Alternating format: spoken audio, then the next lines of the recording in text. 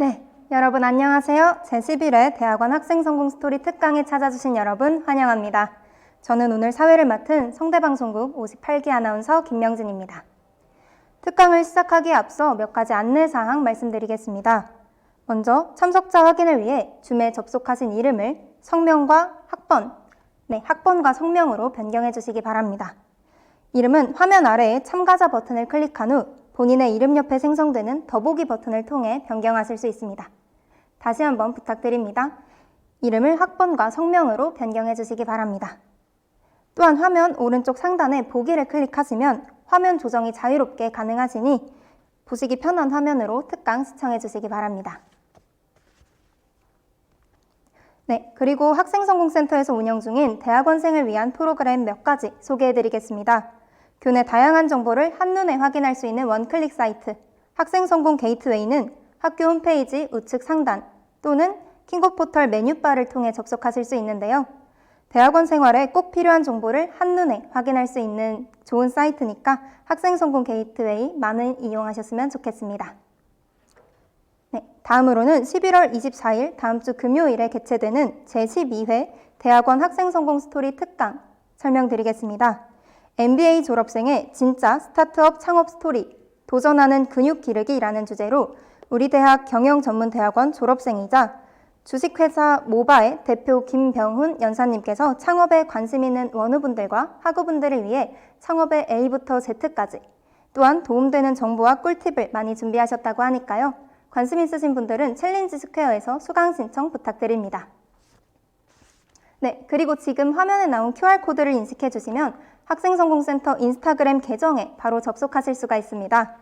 방금 말씀드린 대학원생을 위한 프로그램, 학생성공센터에서 진행하는 특강, 멘토링 등의 정보를 빠르게 누구보다 정확하게 알 수 있는 방법으로 저는 이 계정을 추천드리면서 여러분께서도 팔로우하시기를 추천드리겠습니다.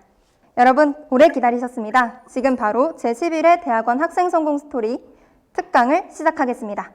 특강은 연사의 발표, 사전 질문 및 실시간 질의응답으로 진행됩니다. 이번 특강은 기회를 만들어내는 습관, 한계를 넘어서는 노력이라는 주제로 진행될 텐데요. 김유경 연사님은 우리 대학 일반대학원 교육학과 교육공학 전공 석사과정을 졸업하시고 현재는 박사과정에 재학 중이십니다. 과연 어떤 습관을 통해 기회를 만들어내셨을지 그리고 한계를 넘어선 노력 끝에 얻은 깨달음과 노하우는 무엇일지 특강을 통해 연사님께 배워보도록 하겠습니다. 김유경 연사님을 자리에 모시겠습니다. 카메라를 켜고 따뜻한 환영 부탁드립니다.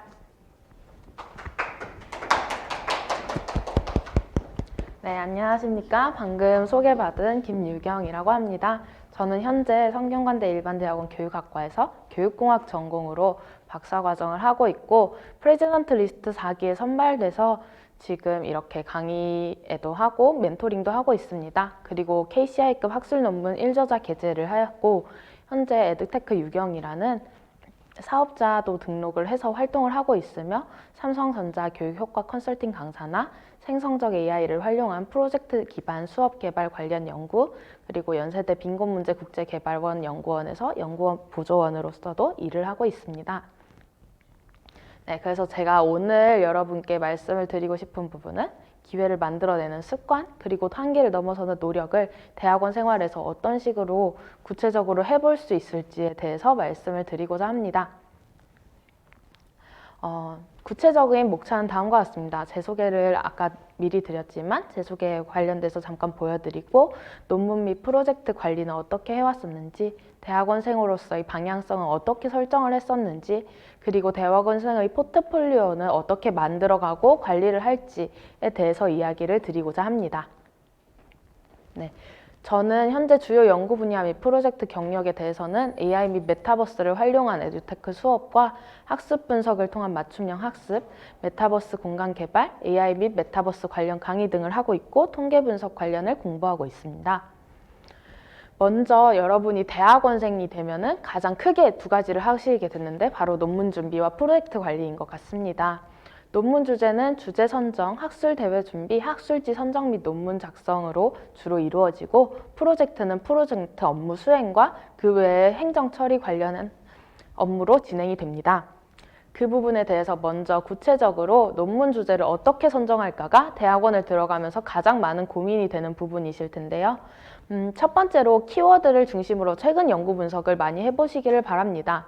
물론 여러분이 이미 하고 싶은 연구도 있으시겠지만 현재 논문이라는 부분이 혼자서 작성을 하는 것이 아니라 이미 연구되어 있던 부분, 선행 연구들에 대해서 많이 분석을 하고 그 안에서 또 내가 어떤 부분에서 더 추가적인 연구를 진행하였다를 보여주는 것이기 때문에 자신이 하고 싶은 키워드를 가지고 최근 연구, 최근 방향, 그리고 아직 연구가 되지 않은 부분을 찾는 것이 가장 중요합니다.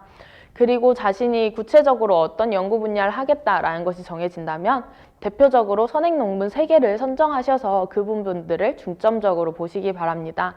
이 선행 논문 3개는 단순히 주제를 선정하는 것뿐만이 아니라 서론을 어떻게 쓸지, 이론적 배경은 어떤 것으로 구체적으로 나타내는지, 그리고 연구 방법들은 어떤 것을 활용하고 있는지 등에 대해서 다각적으로 활용을 할 수 있기 때문에 잘 쓰여진 대표 선행 논문 3개는 굉장히 논문 작성에 많은 도움이 될 수 있습니다.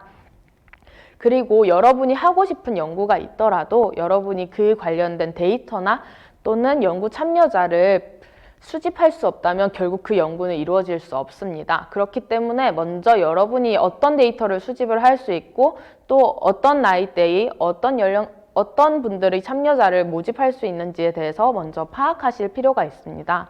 예를 들어 제가 초등학생을 연구를 하고 싶은데 초등학생의 경우는 연구 윤리로 인해서 IRB를 대리자의 서명을 대신 받아야 합니다. 그러면은 학부모 한 분 한 분에 대해서 다 설득을 해야 되는데 본인이 교사가 아닌 이상은 그런 접근성이 굉장히 낮아질 수밖에 없습니다. 그래서 연구가 원활하게 이루어지기 위해서는 본인이 쉽게 접근할 수 있는 데이터나 참여자를 파악하시는 게 용이합니다. 또는 교수님과 함께 프로젝트를 진행하고 계신다면 그 프로젝트 안의 데이터에서도 여러분께서 그것을 활용해서 논문을 쓸 수 있을지에 대해서 교수님과 상의해서 교수님을 교신 저자로 함께해서 논문을 작성하실 수도 있습니다. 그런 과정들을 거쳐서 여러분이 주제를 선정하시고 논문을 작성해 나가시기 시작할 것입니다. 그리고 이제 그 다음으로 논문을 진행하다 보면은 그 다음 교수님이 제안하시는 학술대회를 준비하실 필요가 있습니다. 학술대회 같은 경우에는 교수님이 먼저 제안해 주시기도 하지만 여러분께서 각 주요 학술지의 학술대회 일정을 파악하고 학술대회를 준비할 수도 있는데요. 학술대회 같은 경우에는 주요 학술지에 유료로 가입을 한다면 항상 메일이 자주 날라오기 때문에 그런 학술지에 미리 가입을 하셔서 그런 정보들을 미리 캐치하시는 것이 좋을 것 같습니다. 그리고 학술대회를 나가려면 이미 내가 써놓은 논문이 있어야 되지 않아? 라는 생각을 하실 수도 있는데 학술대회를 처음에 신청을 할 때는 연구 초록 정도만 이제 받기 때문에 여러분들이 진행을 하고 계시는 논문에 대해서도 학술대회를 준비하여서 제출하실 수 있습니다. 또한 학술대회 발표 자료를 제출할 때 완성된 논문으로 학술대회를 나가실 수도 있지만 현재 진행하고 있는 부분에 대해서 충분히 진행이 되었다면 아직 연구 결과에 대한 결론을 쓰여지는 않았지만 앞으로 이런 식으로 연구를 마무리할 것이다 라는 내용으로 학술대회를 나가실 수도 있습니다. 그렇게 당장의 논문이 완성되지 않았더라도 자신의 논문을 구체화하고 그리고 학술 발표를 미리 하기 위해서 학술대회 경력을 쌓아보실 수도 있습니다. 그 다음으로 이제 교수님과 이제 의논해서 학술지 선정을 하고 논문을 마무리를 해서 학술지 투고를 하실 텐데요. 학술지별로 먼저 투고 일정이 다르기 때문에 이 부분을 미리 파악하실 필요가 있습니다. 학술지의 경우에는 교수님께서 추천하시는 학술지를 선정할 수도 있고 또는 KCI 등재 논문들을 찾아서 주로 학술지에 등재를 하실 수 있습니다. 그렇게 학술지별 일정을 언제까지 마무리를 해야 된다를 잡아놓고 자신이 논문을 작성을 하면서 지도 교수님의 피드백을 수정하며 이제 논문을 마무리하게 됩니다. 주로 학술지 논문의 경우에는 교수님께서 교신 저자로 함께 들어가기 때문에 지도 교수님의 피드백을 많이 활용해 보시기를 권장드립니다. 그렇게 마무리를 할 때 이제 학술지 양식에 맞춰서 수정을 하시고 투고를 하셔야 되는데 대학원생이 1학년 때 가장 먼저 듣는 논문 작성법에서도 이야기를 하듯이 APA나 시카고 스타일에서 맞춰서 주로 작성을 하지만 가장 우선시 되는 것이 바로 학술지 양식입니다. 이 부분에 대해서 여러분께서 APA보다 먼저 확인을 하시고 또는 학술지 양식이 모호하다 하시면 가장 최신의 학술지에서 나온 논문들을 참고하셔서 그 참고 문헌을 보시고 이제 수정을 하시길 바랍니다. 그 외에도 고민이 되어서 이제 양식이 여기에도 적혀 있지 않고 저기에도 적혀 있지 않은데 어떻게 해야 될까 고민하시는 부분들에 대해서는 쉽게 이 학술지에 대한 편집 간사님의 연락처가 있습니다. 그 편집 간사님께 메일로 이런 부분을 어떻게 작성할지에 대해서 문의를 하시면 나중에 이제 양식이 틀림으로써 이제 피드백을 받지 않고 학술지의 투고에 너무 많은 양식에 너무 많은 고민을 쏟지 않고 양식을 만드실 수 있을 것 같습니다. 그리고 바로 이 학술지가 통과를 되면 좋겠지만 저도 사실 다이렉트로 바로 통과가 돼본 적이 없습니다. 왜냐하면 학술지에서 각각의 학술지가 요구하는 방향이 다르기 때문에 그 방향에 맞춰서 심사 결과를 받으면 심사 결과에 따라 수정을 하셔서 다시 학술지에 재심사를 요청하면 되기 때문에 이 부분에 대해서 너무 많은 고민을 하지 않으셨으면 좋겠습니다. 네, 그 다음으로 교수님과 프로젝트를 진행하실 일도 있을 텐데요. 저는 현재 전일제 학생으로서 이제 석사와 박사 과정을 하고 있기 때문에 교수님과의 프로젝트가 주 업무로 작용하고 있습니다. 그래서 보시다시피 다양한 프로젝트 결과물을 내고 이제 그거에 대한 보고서를 작성하기도 하고 아래에 다른 교실 버전이라고 적혀 있는 프로젝트라던가 여기 챗GPT 같은 경우에는 제가 개인적으로 이제 사업자를 하면서 만드는 프로젝트나 아니면 교수님의 수업에서 또 특강으로서 이런 식으로 진행을 한 부분들도 있습니다. 이런 프로젝트 같은 경우를 진행하면서는 가장 먼저 교수님과의 소통이 가장 중요한데요. 교수님께서 먼저 프로젝트를 제안해 주셨을 때 아마 제안서 같은 부분들을 주실 것입니다. 또는 제안을 수락하고 난 뒤에 주실 수도 있습니다. 그런 제안서들을 읽어보면서 자신이 어떤 부분에 대해서 앞으로 프로젝트가 진행이 될 것인지에 대해서 미리 관련 논문이나 책, 영상 등을 참고해 보시면 업무를 파악하는 데 용이하실 겁니다. 아무래도 대학원을 들어가서 처음 프로젝트를 한다고 하면은 내가 새롭게 공부를 해야 되는 부분도 있고 나는 이 부분을 못하는데? 라는 생각이 드실 수도 있습니다. 저도 그 부분에 대해서 고민이 되게 많이 있었는데 처음에 할 때는 선배들과 같이 진행을 하기도 하고 또 대학원이라는 과정 자체가 내가 앞으로 이 분야에 대해서 하고 싶은 부분에 대해 배우러 온 거기 때문에 지도 교수님께 참고 자료를 여쭈어 보면서 같이 공부를 하거나 이제 선배들에게 다른 자료들을 받아가지고 계속해서 공부를 해나가면서 프로젝트를 진행하시면 될 것 같습니다. 그래서 프로젝트가 내가 그저 인건비를 받기 위한 일이 아니라 나의 학업으로서, 나의 공부로서 발전되는 실습 방향이라고 생각하시면 좋을 것 같습니다. 그리고 프로젝트를 진행하시다 보면 이렇게 통합행정이나 기관생명윤리위원회의 IRB를 교수님께서 처리하라고 요청을 하시기도 합니다. 이 부분에 대해서는 통합행정 첫 화면에 들어가 보면 연구관리 편람 부분의 자료가 있어서 이 부분을 다운받아서 참고하실 수 있고 또는 관련해서 사업단의 행정 선생님과도 연락을 하시면은 이제 어떻게 자료를 처리하는지에 대해서 구체적으로 여쭈면은 그거에 대한 처리 과정을 이미 정리된 자료로 아주 친절하게 보내주시기 때문에 너무 부담 없이 배워가면서 진행을 하시면 될 것 같습니다. 그리고 IRB 같은 경우에는 현재 논문을 작성하는 데에서 생각보다 굉장히 중요하게 여겨지고 있기 때문에 항상 IRB가 승인이 되고 난 뒤에 연구가 진행이 되어야 합니다. 그리고 또 연구를 진행하는 과정에서 어떤 절차 같은 부분들이 수정되는 부분이 있을 때 항상 교수님께 이 부분에 대해서 IRB 변경 신청을 하고 승인을 받아야 되는지 꼼꼼히 확인을 하시고 연구를 진행하시면 좋을 것 같습니다. 그러면 이렇게 논문도 하고 프로젝트를 하면서 내가 이 대학원에서 왜 이렇게 열심히 공부를 하고 있을까에 대한 고민을 많이 하시게 될 것 같습니다. 그래서 저는 대학원 과정을 진행을 하면서 내가 이 대학원에 온 목적이 무엇인지 그리고 앞으로 나아갈 목표는 무엇인지에 대해서 많은 고민을 해왔었습니다. 저희 교수님께서 제게 많이 말씀해 주신 부분이 바로 대학원 공부는 마라톤이라는 말씀이십니다.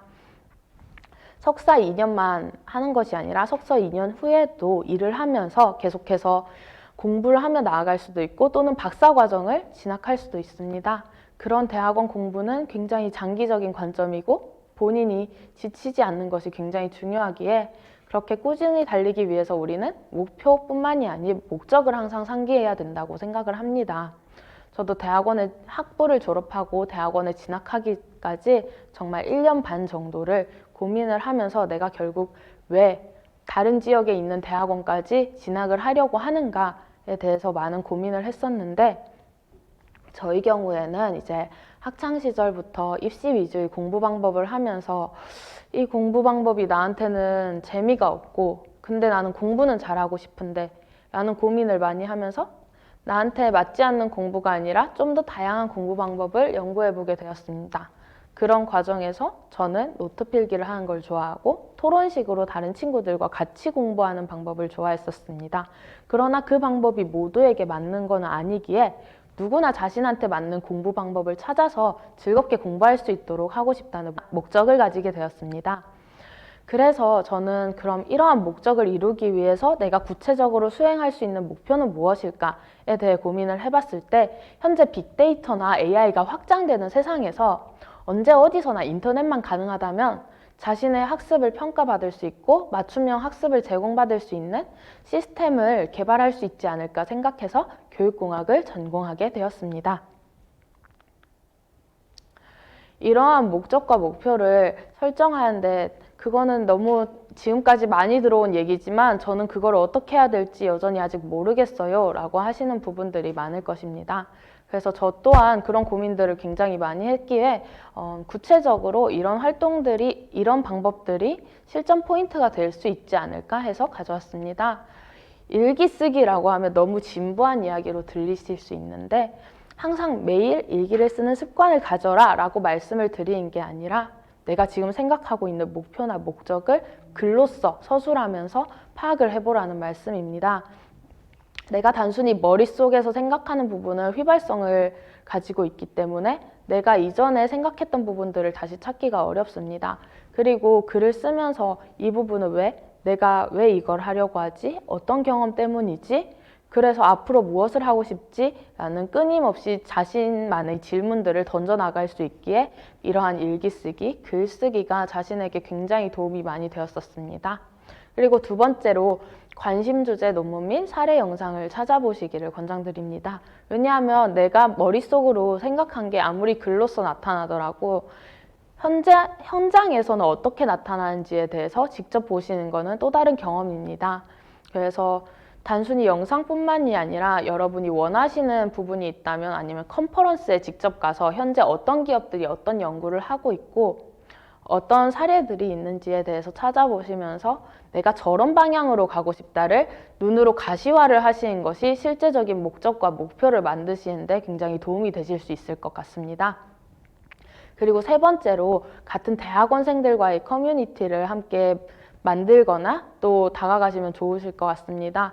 저는 다른 학부에서 대학원에 진학을 하다 보니까 이 대학원에서 아는 친구도 한 명 없이 이제 어떤 식으로 하면 좋을까에 대해서 고민이 굉장히 많아서 대학원생들이 해주는 이런 특강이라던가 아니면 대학원생들끼리 모이는 모임 같은 데에 제가 신청을 해서 직접 참여를 해서 그 안에서 커뮤니티를 이루려고 많은 노력을 했었습니다.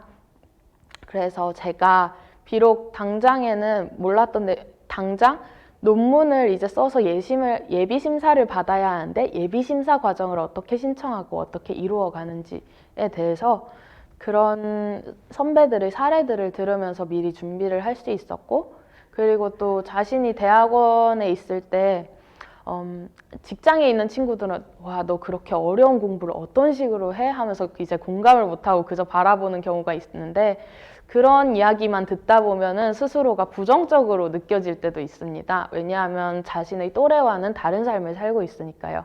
그렇기에 자신과 비슷한 삶을 살고 있는 대학원생들과 이야기를 해보다 보면 오히려 더 공감대가 형성이 되고 내가 이런 고민을 하고 있는데 저런 고민을 같이 해볼 수 있구나 라는 사례가 많아져서 좋은 것 같습니다. 그리고 정말 모든 삶에서 강조하는 부분이 참 운동인 것 같은데요. 왜 대학원 생활 이야기하고 있는데 갑자기 운동이 나오십니까? 너무 원론적인 얘기 아니십니까? 라고 하는데, 제가 오늘 강의에서 한계를 넘어서는 노력이라는 타이틀을 함께 가져왔습니다. 제가 작년 말에 이제 석사 논문 예비 심사를 마무리로 준비를 하면서 건강이 굉장히 악화가 되어서 이제 건강검진을 했을 때는 아무 이상이 없는데 제가 출근을 하지 못할 정도로 어지럼증을 느껴가지고 그 한두 달 이상 한 달 정도를 쉬어봄에도 불구하고 몸이 나아지지 않았습니다. 그래서 당장에 다음 학기에 본심을 보고 졸업을 해야 하는데 논문은 써지지 않고 출근도 못하고 그 부분이 점점 스트레스로 악화돼서 굉장히 몸이 악순환으로 반복이 되어서 그때 당시 가장 충격적이었던 일이 설 명절에 학술지 논문 마감이 있어서 집에서 학술지 논문을 쓰는데 심지어 장염에 걸려가지고 장염에 걸린 채로 본가에서 학술지 논문 투고를 마감을 했습니다. 그 과정을 거쳐가면서 이렇게는 내가 석사를 졸업하지 못할 것 같다라는 생각이 정말 들어가지고 운동을 시작하게 되었습니다. 정말 그전에도 운동을 하려고 노력했지만 쉽게 되지 않았기에 진짜 적금을 깨서 PT를 들어가면서 운동과 식단과 그리고 졸업 논문 마무리를 병행하기 시작했습니다. 그래서 남들 같은 경우에는 운동 좋지. 근데 너 지금 졸업 한 학기 남았지 않냐. 졸업하고 방학 때 해도 된다. 지금 시간이 너무 아깝지 않아? 라고 많은 이야기를 했었습니다. 그러나 저는 지금 당장 제 몸이 운동을 하지 않으면 그 논문조차도 쓸 수 없다고 생각을 해서 이제 남들이 시간 아깝지 않냐라는 말이 나오지 않게 출근 전에 이제 운동을 아침에 갔다 오고 출근을 하고 그리고 밤에 이제 좀 더 일찍 자기 위해서 평소에 보던 유튜브 같은 걸 다 끊고 내일 운동을 하기 위해서 오늘 지금 일찍 자야 돼 라는 마음으로 운동을 했었습니다. 그렇게 저는 운동을 하면서 석사 논문을 정말 성공적으로 마무리를 할 수 있었고 그리고 운동 과정에서 그 11kg를 감량을 해가면서 논문도 칭찬을 듣는 그런 성과를 이룰 수 있었습니다. 그래서 여러분이 지금 보고 있는 이 PPT에 운동학이라는 정말 단순한 단어지만 저희 경험을 담아서 말씀을 드리고 싶었습니다. 그리고 이제 대학원생들은 포트폴리오를 어떻게 작성해요? 라는 고민을 많이 하실 수 있는데 크게 이렇게 장학금, 특강이나 멘토링, 공모전 등 세 가지로 나눠볼 수 있을 것 같습니다. 아마 대학원의 학비가 워낙 비싸다 보니까 장학금에 정말 많은 관심을 가질 수 있을 것 같은데요.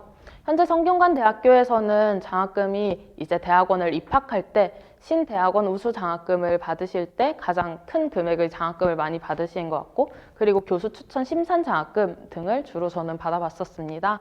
그 외에도 외부 장학금들이 몇 가지가 있는데 보시다시피 연간 장학금 리스트로 정리를 해서 각각의 외부 장학금들을 언제 신청을 하게 되고 그리고 신청 요건들은 어떤 것이 있는가를 미리 정리를 해보았었습니다. 이런 정보들은 이제 블로그들을 참조해 보실 수도 있고 학교 사이트에서 작년 공지사항 장학금을 검색해서 1년 동안의 장학금이 어떤 부분이 있었는지를 정리해 보실 수 있습니다. 연간 장학금 리스트를 다 만드는 거 너무 어렵지 않나요? 라고 생각하실 수 있는데 여기 생각보다 리스트가 몇 개가 없듯이 여러분의 요건에 맞는 장학금을 신청하시는 게 중요하기 때문에 자신의 요건을 거르다 보면 자신만의 리스트가 따로 만들어집니다. 이 부분에 대해서 요구하는 서류들도 굉장히 다양하기 때문에 서류 준비도 미리 해주시는 게 좋습니다. 저희 같은 경우에는 주요 서류 같은 경우 사진이나 이제 학부, 석사, 박사 각각의 관련 증명서와 근로 관련 증명서 그리고 그 외에 논문 학술 발표 등의 증빙 자료들을 따로 정리를 하였었고 그리고 해마다 신청을 했던 장학금에 대한 과거 경력들을 그대로 다 정리를 해두었습니다. 연도별로 정리를 해두었습니다. 왜냐하면은 작년에 내가 이 장학금에 떨어졌지만 그 이후에 그 다음 해에 다시 장학금을 신청해 볼 수 있기에 각각의 장학금에서 비슷하게 이제 자소서 같은 거를 요청하므로 그 부분들을 계속해서 참고할 수 있어서 이렇게 정리를 해두었었습니다. 그리고 서류 준비 같은 경우에는 이제 장학금의 신청이 일주일에서 한 달 정도의 짧은 기간으로 이루어질 때가 많은데 그 안에서 교수님의 추천서를 요구하는 경우도 있고 내가 자소서를 써야 되는 경우도 있고 또는 소득과 관련해서는 부모님의 증빙 자료를 요구하는 경우들도 있습니다. 그런 부분들을 미리 확인해서 준비를 하셔야지 서류가 부족해서 못 내는 일이 없으셨으면 좋겠습니다. 그 다음으로는 이제 자소서를 그럼 써야 될 때는 어떤 식으로 해야 될까가 고민이 많으실 텐데 저는 다음과 같은 과정으로 자소서를 준비를 해봤었습니다. 먼저 자기가 지금까지 경험해왔던 부분들에 대해서 키워드를 달아봤습니다.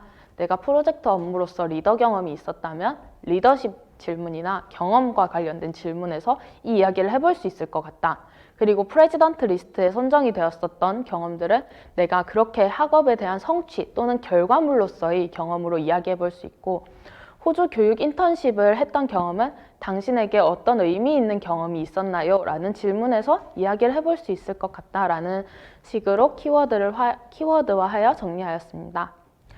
그 다음으로는 장학금별로 질문이 다 다르기에 어떤 질문이 있는지 파악하고, 그리고 그 장학금에서는 어떤 인재상을 보고 있는가, 그리고 큰 장학금들 경우에는 블로그에 합격 후기들이 굉장히 많이 나와 있습니다. 그럼 합격하신 분들은 스토리를 어떤 식으로 유기적으로 작성을 하셔서 합격을 하셨는지에 대해서 다양하게 참고를 하면서 질문에 대한 키워드를 분배하였습니다.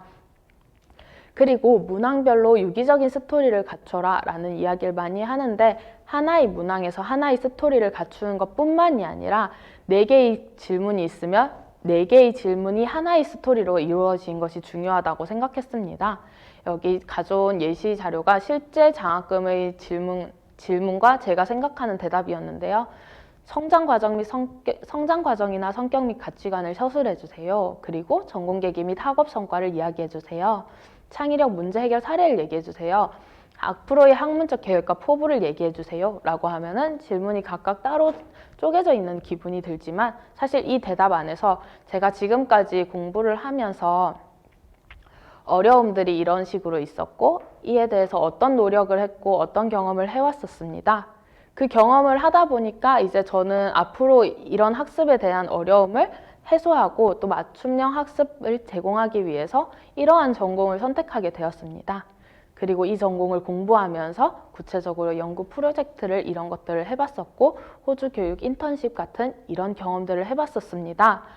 그렇기에 지금까지 학습 성취를 이뤘던 프레지던트 리스트라던가 이런 성과들을 가져왔었고, 그 이후에는 앞으로의 목적, 저희 학습 목적을 달성해 나가고자 계속해서 노력하고자 합니다 라는 식으로 유기적인 스토리성을 갖추려고 노력했었습니다.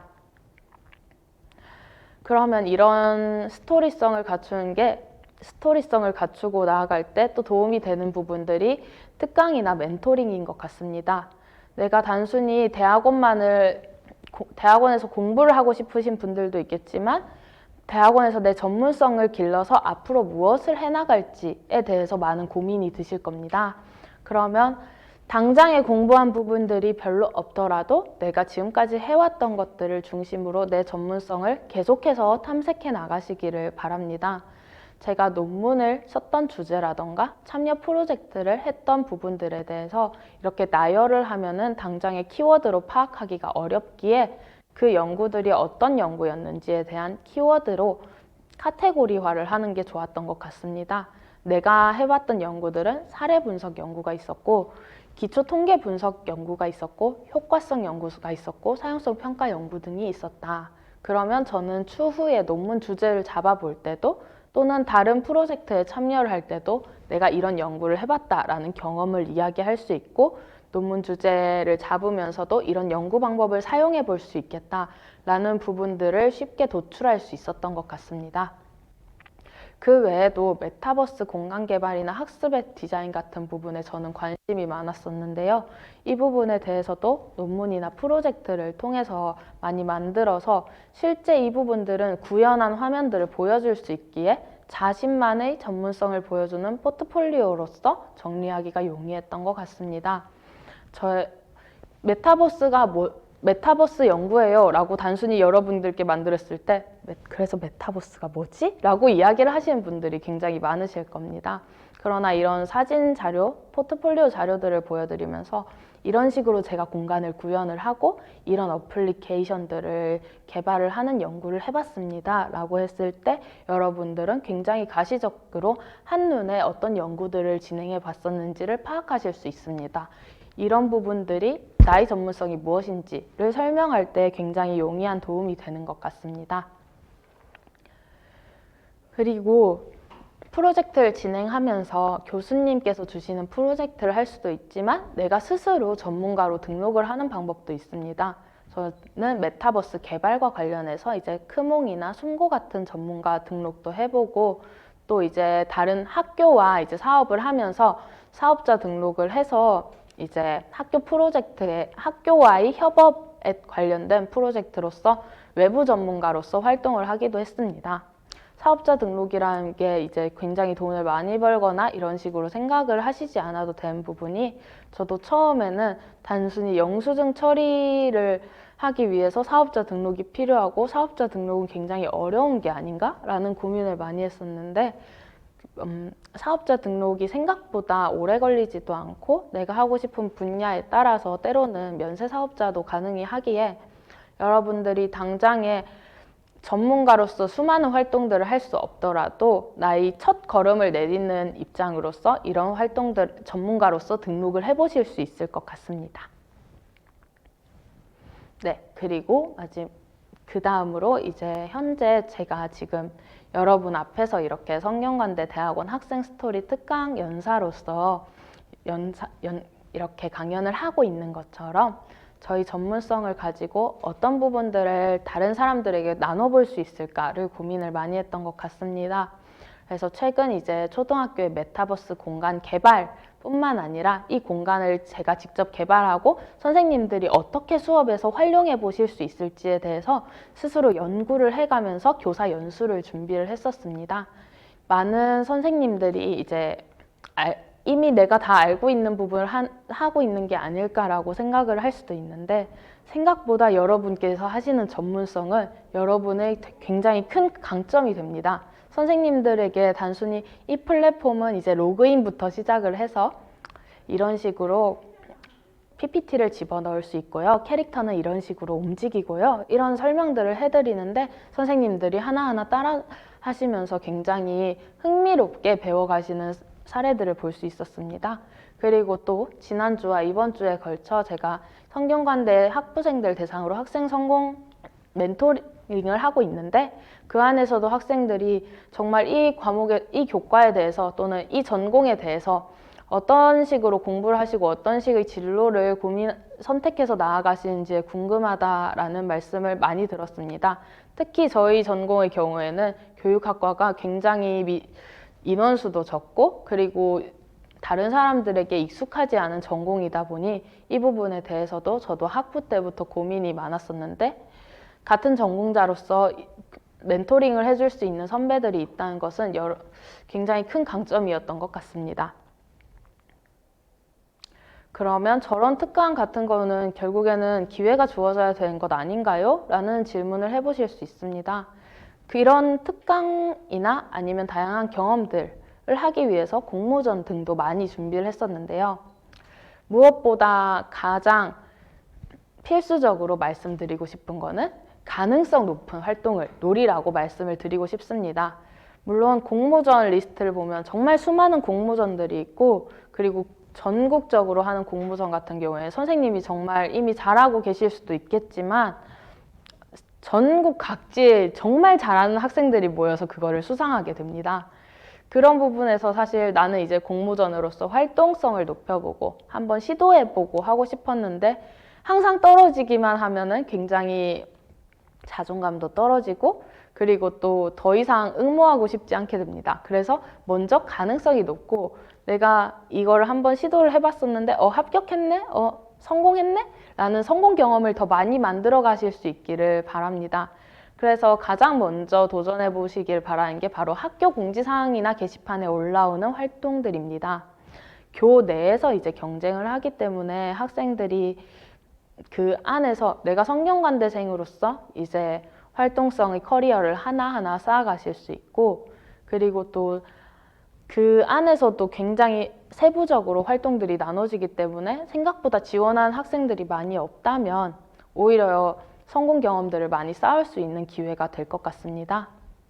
그 다음으로 SNS를 한번 적극 활용해 보시길 바랍니다. 인스타그램은 시간 낭비니까 지워야 되는 거 아닌가요? 라고 생각을 많이 하실 수 있는데 오히려 제 인스타그램을 보면 릴스를 넘길 때마다 청년 학생 지원 아니면은 뭐 AI 기반 학습 이런 정보들이 계속 공모전들이 올라옵니다. 그런 식으로 자신이 어떤 것을 이제 팔로워를 해놓냐에 따라서 오히려 실시간으로 지금 진행되고 있는 다양한 공모전에 대한 정보를 편하게 받아보실 수 있기 때문에 인스타그램 또는 카카오톡 오픈 채팅방 같은 것도 적극 활용해 보시면 나의 노력을 가장 줄이고 많은 정보를 얻으실 수 있을 것 같습니다. 그러나 한 가지 주의하셔야 될 점은 SNS 같은 경우에는 굉장히 쉽게 넘기고 정보를 다시 찾기가 어려울 수 있기 때문에 여러분께서 이 활동에 대해서 관심이 있는데 하셨으면 바로 그 자리에서 포털 사이트에 들어가셔서 그 대회나 공모전과 관련된 부분을 검색하시고 그리고 요건이 맞다면은 신청 기한을 꼭 확인을 하셔서 준비를 하시기 바랍니다. 어떠한 활동들에 대해서 어떤 정보를 드려도 결국 자신이 스스로 추진력을 가지고 하지 않으면 그거는 이루어지지 않는 부분이잖아요. 이런 부분에서 저는 추진력을 가지고 활동에 도전을 하는 게 가장 큰 습관이라고 생각을 합니다. 그렇기 때문에 여러분들이 항상 넘겨왔던 부분들을 다시 한번 돌아보면서 이거를 습관화 하시는 계기가 되시길 바랍니다. 세 번째로 이제 말씀드릴 것은 서울에 계신 분들 같은 경우에는 청년 몽땅 정보통이라는 부분을 활용하실 수도 있고 그 외에도 각 시도에서 운영을 하고 있는 청년센터가 있습니다. 이 청년센터에서는 청년들의 지원들을 많이 해주기 위해서 활동들을 제시하기 때문에 무료로 운영되는 경우가 많이 있습니다. 이런 청년활동센터를 이용을 해서 다양한 활동들을 즐겨보셨으면 좋겠습니다.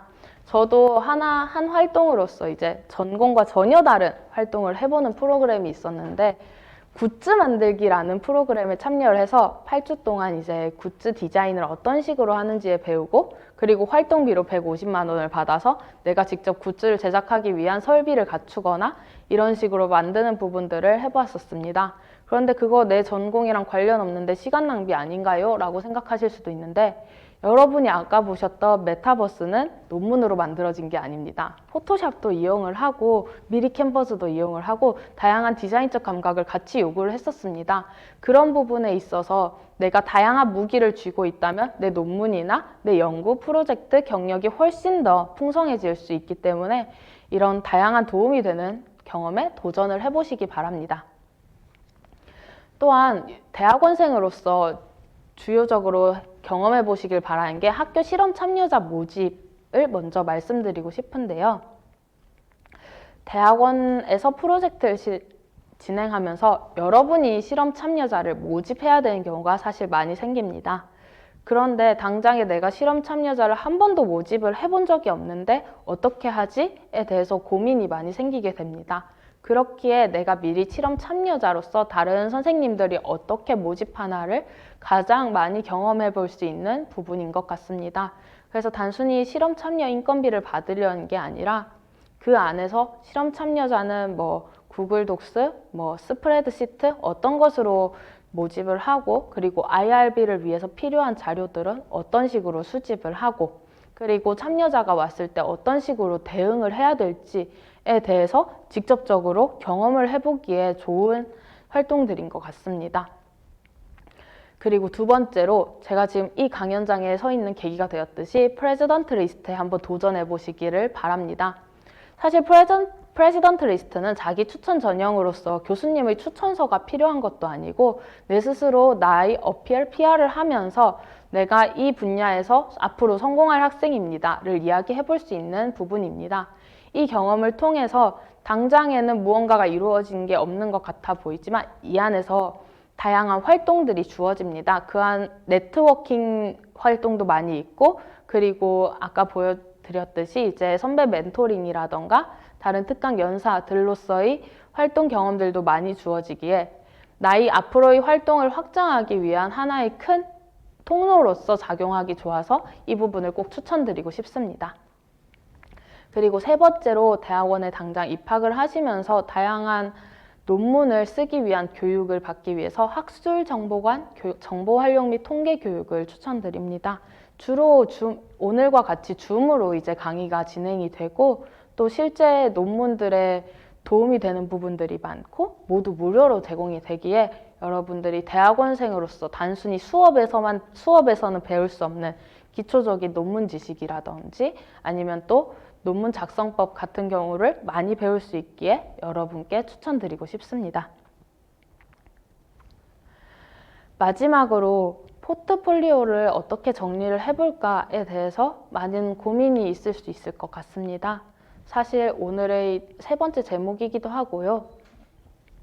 이 포트폴리오 같은 경우에 현재 제가 지금까지 해왔던 부분에 대해서 정리를 한 건데 사실 수상 경력을 제외하고는 전부 석사 2년 그리고 지금 박사 1학기 동안 해왔던 경험들입니다. 프로젝트가 지금 거의 10여 개가 넘고 논문과 학술대회도 굉장히 많이 참여를 하면서 지금까지 2년밖에 안 했지만 내가 이러한 다양한 경험들을 해왔구나에 대해서 굉장히 성취감도 느낄 수 있고 그리고 여러분이 앞으로 취업 준비를 하시면서도 굉장히 많은 도움이 될 것입니다. 그런데 이러한 양식들을 꼭 저와 똑같이 만들어야 된다는 부분은 아닙니다. 양식들은 자유롭기 때문에 주로 김박사 넷의 CV 양식이라던가 아니면 인터넷에 많이 있는 양식들을 이제 활용하셔서 이렇게 만들어 보실 수 있을 것 같습니다. 이런 CV를 미리 정리를 해 놓으시면은 당장에 내가 지원을 하는 건 아니더라도 추후에 내가 지원서를 당장 일주일 안에 제출을 해야 되는데 활동들이 뭐가 있었지? 라는 부분들을 고민할 때 굉장히 많은 도움이 될 것 같습니다. 그리고 지원서를 만드실 때 꼭 증빙 자료도 함께 폴더에 따로 정리를 해 두시는 것을 권장을 합니다. 여러분들이 이력에 이만큼 적어 놓더라도 그래서 너가 그 이력을 했다라는 증거를 같이 가져와줘 라는 요구가 굉장히 많이 있습니다. 그런 부분에 있어서 여러분이 이력을 써놨는데 증빙 자료가 없다면 그 이력은 없는 거나 마찬가지이기 때문에 꼭 이력서를 정리를 하시면서 관련 증빙 자료를 함께 스캔본 등으로 보관을 해 놓으시길 바랍니다. 또한 스캔을 해 놓더라도 원본 대조 등의 원본을 요구하는 경우도 많습니다. 특히 만약에 석사에서 박사로 이제 다시 진학을 하시려고 할 때 꼭 원본 대조를 요구를 합니다. 그렇기 때문에 원본도 꼭 다른 폴더에 파일 같은 곳에서 원본을 함께 보관을 해 놓으시기 바랍니다. 그리고 여기 참여 프로젝트들에 대해서 리스트가 굉장히 많은데 이런 부분들에 대한 증빙 자료는 이제 통합행정에 들어가 보시면은 대학원생들은 과제 확인서라는 부분이 있습니다. 그 과제 확인서에서 확인서를 인쇄해서 이제 학교에 직인을 받으면은 그게 하나의 원본이 될 수 있기 때문에 내가 프로젝트는 많이 했었는데 원본 자료는 어떻게 제출해야 될지 모르겠다라는 고민이 있으신 분들은 그 부분을 활용하시면 좋으실 것 같습니다. 네, 오늘 말씀드리고 싶었던 부분은 여기까지이고요. 질문들에 대해서 이제 진행하면서 받겠습니다. 감사합니다. 네, 정말 유익한 강연 들려주신 김유경 연사님 정말 감사드리고 지금부터 Q&A 시간 가져보도록 하겠습니다. 강연을 들으시면서 궁금했던 점이나 구체적으로 이야기를 듣고 싶은 부분이 있다면 지금 채팅창으로 질문 남겨주시기 바랍니다. 네, 그러면 사전에 받은 질문들 먼저 답변해 보도록 하겠습니다.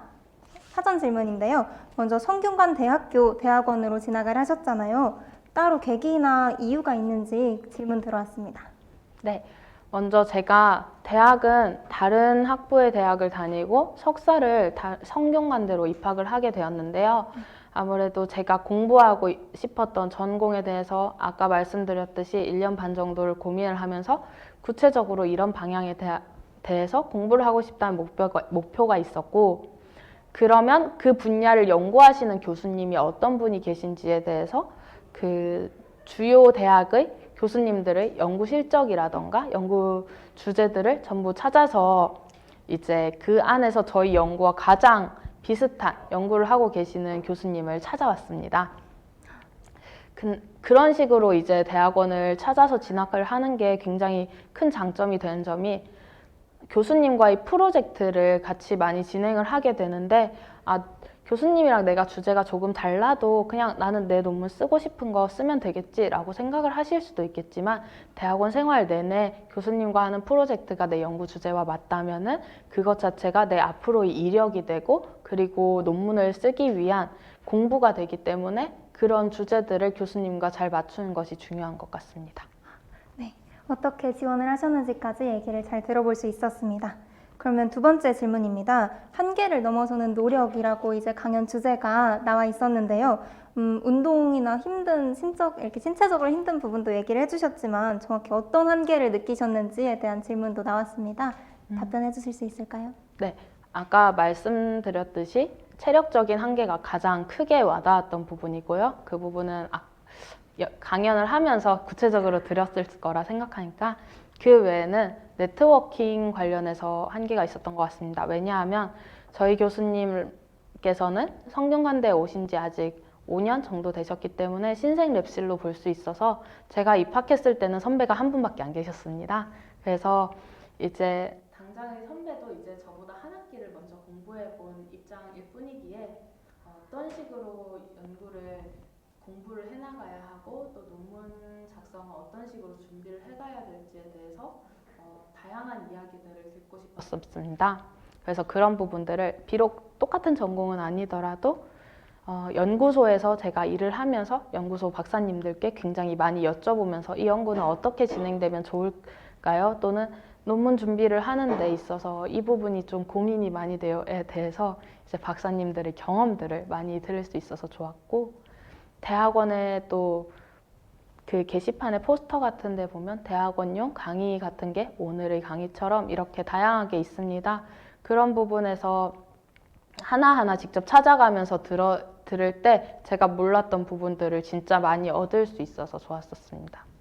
네, 그러면 세 번째 질문 으로 이제 화면에 나와 있는 대로 먼저 얘기를 드리겠습니다. 이제 양력을 보니 현재 하고 계시는 일이 굉장히 많으셨는데 석사 2년, 박사 1년 차밖에 되지 않으셨다고 했음에도 불구하고 너무 많은 경력이 보였어요. 근데 이러면 워라벨은 어떻게 유지하고 계신지 궁금합니다. 네. 소위 대학원생이 워라벨은 없다라고 이야기를 많이 하는데요.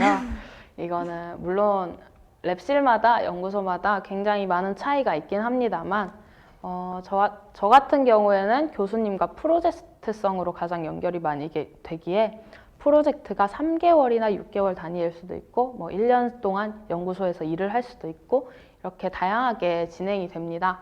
그래서 사실 프로젝트 여러 개가 한꺼번에 겹치는 때는 굉장히 바빠요. 그때는 어쩔 수 없이 야근을 해가면서 공부를 하는데 또 그게 소강 상태가 되는 경우도 있습니다. 갑자기 잠깐 이제 프로젝트가 진행이 안 되는 시기들도 있어요. 그런 시기일 때 이제 체력적으로 좀 쉬면서 이제 내 논문 준비 조금씩 하면서 친구들 그때 만납니다. 네, 친구들도 저를 만나려면 한 2주 전부터 약속을 잡거나 그 시기가 될 때까지 좀 기다려야 되는 부분이 있긴 한데 그게 꼭 워라밸이 깨진다라기보다는 그런 방식의 삶도 있다라는 거를 생각하시면 될 것 같아요. 오히려 출퇴근을 출퇴근을 정말 빡시게 하고 주말에는 무조건 쉬는 연구실도 있거든요. 그런 부분들은 연구실의 상황에 맞춰서 여러분이 진행을 하시면 좋을 것 같습니다. 네. 그러면 마지막으로 들어온 사전 질문입니다. 삼성전자 컨설팅 강사도 얘기를 해주셨고 빈곤문제 국제개발원의 연구원도 이제 양력으로 나오셨는데 연구원이 되신 방법이 궁금하다고 질문 주셨어요. 네, 사실 삼성전자 같은 경우에나 다른 부분들에 대해서는 대부분 교수님과의 프로젝트로서 연결이 되는 부분입니다. 그래서 그 부분은 이제 교수님과의 프로젝트 안에서 일을 하고 있는 부분이고 외부 기관 연구원 같은 경우에는 제가 교내에서 다른 연구소에서 연구보조원으로 일을 하고 있었는데 그 연구소 업무가 이제 끝나게 되었을 때 그 연구소에서 일하면서 만났던 다양한 분들 중에서 한 분이 이제 스카우트 제의가 들어왔었습니다. 그래서 연구원이 아니라 연구원 보조의 역할이긴 하지만 그 안에서 저희 그런 연구를 할 수 있는 진행 능력들이 필요하다고 하셔서 그렇게 외부 기관과도 이제 재택으로 이제 협업을 하면서 연구 일을 하고 있습니다. 그리고 대학원생이 제 이력에서 연구원보단 아직까지는 연구보조원 업무가 조금 더 많긴 하지만 연구원으로서는 사실 박사과정을 졸업을 해야지 선임연구원으로 등록이 될 수 있는 부분이기에 연구보조원으로 일을 하면서 선임연구원들은 어떤 일을 하고 있는가를 많이 배우면서 내가 이런 연구들을 같이 해봐서 할 수 있습니다 라는 PR을 쌓아가는 것도 좋고, 그리고 학회나 이런 연구소에서 일을 하면서 다양한 일을 하시는 분들과 인맥을 넓혀 나가는 것이 중요한 것 같습니다. 네. 네. 질문 답변 감사합니다. 네, 편하게 이제 계속 채팅창으로 질문 주시면 되시고요. 그 전에 저도 이제 들으면서 생겼던 궁금증 한번 여쭤보도록 하겠습니다. 얘기를 들어봤을 때는 이제 정말 교수님께서 담당하고 계시는 연구 주제나 혹은 랩실에서 진행하고 있는 프로젝트가 정말 중요하다는 생각이 들었어요. 거기서 연결되는 이제 얘기하신 그 연구원이 되실 수도 있고 네트워킹도 얘기를 해주셨고요. 그런 부분에서 이제 타 대학교에서 이제 교수님께 컨택을 드리셨을 것 같은데 그 부분은 또 어떻게 이루어졌는지 좀 저학년 학생분들도 계신 것 같아서 그런 부분도 좀 자세히 얘기해 주시면 좋을 것 같아요.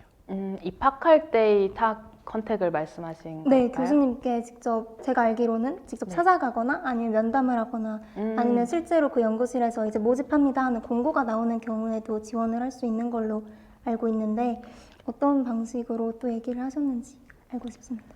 네, 일단 아까 말씀드렸듯이 교수님의 연구 주제 자료들을 찾아보고 대표적으로 교수님이 어떤 연구 논문을 읽었는데 이런 부분이 관심이 있어서 제가 지금까지 이런 공부를 해왔었는데 여기서 교수님과